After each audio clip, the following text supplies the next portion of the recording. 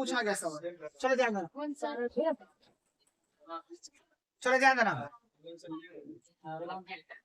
करते हैं उदाहरण। उदाहरण 12 देखो क्या बोल रहा है। उदाहरण 12 बोल रहा है कि बिंदु ए बी और सी से बनने वाले त्रिभुज का क्षेत्रफल ज्ञात कीजिए। ये भी कहने का मतलब इसका यहाँ पर यह है कि त्रिभुज ए बी, ठीक है, ए बी और सी से बनने वाले, ठीक है, ए बी सी से बनने वाले, ठीक है, त्रिभुज का क्या ज्ञात करना है, क्षेत्रफल ज्ञात करना है। तो ए का मान कितना है 5, 2, 5 कितना हो गया 2, बी का मान 4, 7 और सी का है 7, -4। ध्यान से समझ रहे हैं आप। अब इनको वही प्रोसेस अपनाएंगे कि इनको मान लेंगे क्या x1 और इनको मान लेंगे y1, इनको मान लेंगे x2 और इनको मान लेंगे क्या y2 और इसको मान लेंगे x3 और इसको मान लेंगे y3। अगर देखो तुमको अगर इसमें अभी भी कंफ्यूज है, ठीक है, अभी भी तुमको अगर दिक्कत हो रहा है तो सबसे पहले इसको ऐसे लिख दो। x1 का मान कितना है 5, ठीक है, x2 का मान कितना है 4, x3 का मान कितना है 7, देखो y1 का मान कितना है, y1 का मान 2 और y2 का मान कितना है और y3 का मान कितना है। ये पहली स्टेप है। अगर तुमको थोड़ा सा बैठाने में x1 x2 दिक्कत होगा तो ये तुम कर सकता है। अब ध्यान से समझना, हमको किसका बोला है, हमको बोला है कि त्रिभुज एबीसी का क्या निकालिए, ठीक है, क्षेत्रफल निकालिए। मतलब एबीसी का हमें जो है क्या निकालना है, क्षेत्रफल निकालना है। तो एबीसी का जो क्षेत्रफल निकालने के लिए देखो क्या करेंगे। सबसे पहले याद रखेंगे एरिया ऑफ ट्रायंगल एबीसी, देख दिया, यहाँ बराबर देंगे, उसके बाद हाफ इंटू यानी कि 1/2, यहाँ पर ब्रैकेट देंगे। समझना, यहाँ x लिख रहे, ध्यान से देखना।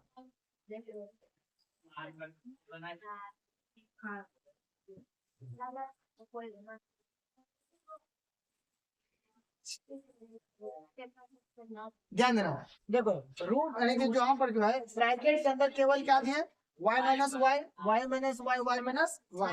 अब देखो इसमें लगाएंगे 1 और यहाँ लगाएंगे 2 और यहाँ कितना हो गया 3, ठीक है। उसके बाद 23, ठीक है, 23 हो गया, 31 हो गया और यहाँ पर दे देंगे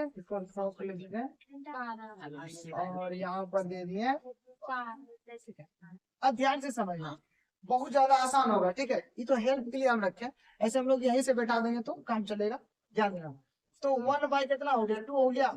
अब समझ x1 का वैल्यू कितना 5 है, ठीक है, ध्यान से देखें कोमल, ध्यान से देखें, x1 का वैल्यू कितना है, हम यहाँ पर कितना लिखे y2, ठीक है, y2 कितना y2 7, तो y2 7 देखिए। अब देखना y3, ठीक है, y माइनस कितना आ रहा है -4, यहाँ देखो माइनस।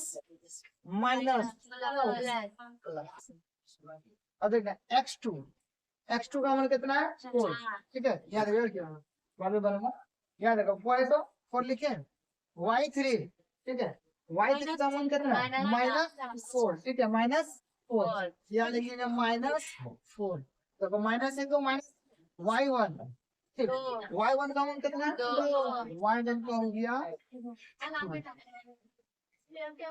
x3 का मान कितना, x3 का मान 7, क्या लिखेंगे यहाँ पर x3 का मान 7 लिखिए। y1 कितना है y1 2 और y2 कितना है। अब ध्यान से देखना, इनके बाद क्या करने वाले हम लोग, 1/2 है तो 1/2 लिख दिया, 5 है, अब 7 और 4 11 हो गया, ठीक है, 11 लिखे। अब 4 है तो यहाँ पर 4 और 4 और 2 कितना हो गया तो माइनस हो गया हम लोग का 6, फिर 7 है। अब जो है -7 और +2, ठीक है, तो कितना हो जाएगा -5। इसके बाद 11 × 5 = 55, चौका प्लस माइनस 7 बचे। अब इसके बाद 1/2 है तो 1/2 लिख दिए। इसके बाद क्या करेंगे 55 है तो 55 जोड़ो